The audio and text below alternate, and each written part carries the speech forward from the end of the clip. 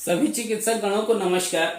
ये इसलिए ऐसा करना पड़ा क्योंकि इलेक्ट्रो होम्योपैथी के अंदर मेडिसिन को समझाना एक टेढ़ी खीर होती है, बट मैंने एक प्रयास किया है और हमारे द्वारा नारायण हर्बल स्पैजरिक अनुसंधान केंद्र और नारायण हर्बल स्पैजरिक परिवार के चिकित्सकों के विशेष अनुरोध पर मैं इसका ट्रीटमेंट शेयर कर रहा हूं आप सभी के साथ। Nano technology of electro homoeopathy Narayan herbal spagyric अनुसंधान केंद्र यूनिट 1 एंड 2 के तरफ से मैं अखिलेश नारायण सिंह नारायण हर्बल स्पैजरिक का डायरेक्टर हूं।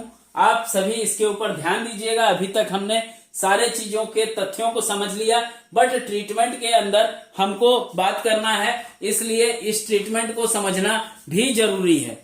इलेक्ट्रो होम्योपैथी के अंदर 24 मेडिसिन के द्वारा जो हम कार्य करते हैं उनमें से C4, C3, S3, C5, S5,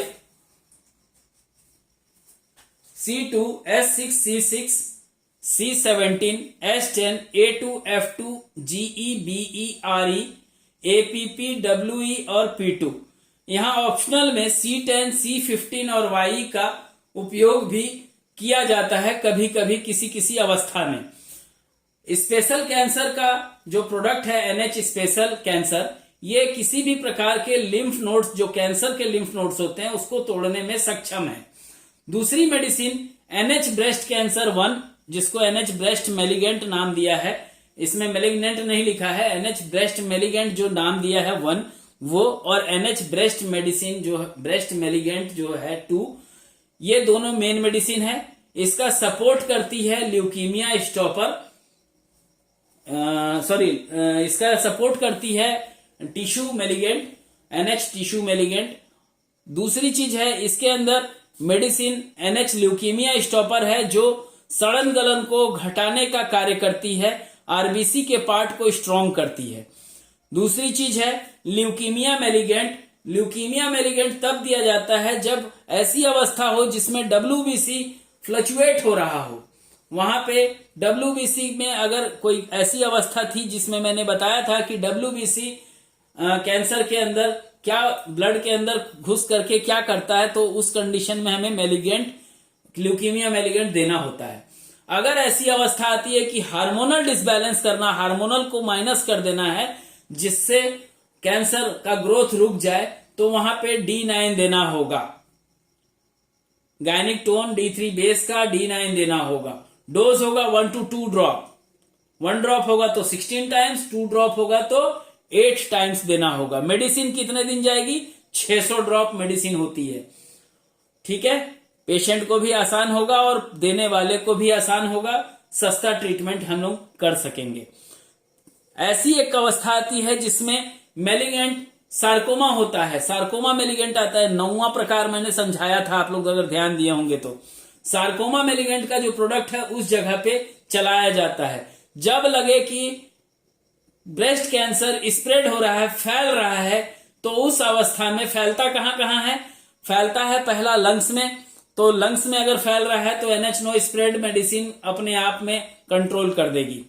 अगर माउथ में फैल रहा है तो वहां पे आपको NH टूथ केयर देना होगा मेडिसिन को D8 में। डोज होगा 4 ड्रॉप। अगर लीवर में जा रहा होगा तो वहां देना होगा NH हेप्टोनिक D3 बेस का 9th डायल्यूशन। लेकिन इन सभी में एक चीज कॉमन रहेगा कि अगर गायनिक टोन छोड़ करके कोई भी मेडिसिन आप दे रहे होंगे D3 बेस में से, तो वहां से आपको बैक में आना है। मतलब D9 दे रहे थे तो D8 में आना है, D8 दे रहे थे तो D7 में आना है। इस तरीके से आपको माइनस में आना है, मतलब बढ़ते हुए 1 के तरफ आना है। दूसरी चीज होती है कि अगर हम गायनिक टोन को छोड़ करके अन्य किसी भी D3 बेस को हम ऐड कर रहे हैं तो वहां पे हमको बैक में आना है। लेकिन गायनिक टोन जो ऐसी मेडिसिन है कि वहां पे अगर हम दे रहे हैं D9 में 2 ड्रॉप दे रहे थे तो उसको घटा करके अब 1 ड्रॉप करना होगा।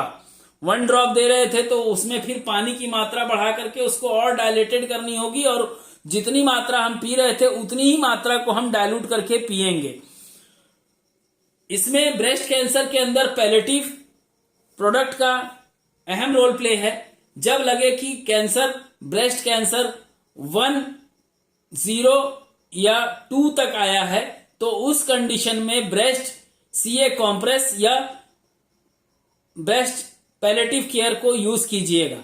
लेकिन दिखाई दे रहा है कि नोड्स या ट्यूमर्स दिखाई दे रहा है, तो उस जगह पे एनएच स्पेशल सीए पैलेटिव का उपयोग कर सकते हैं।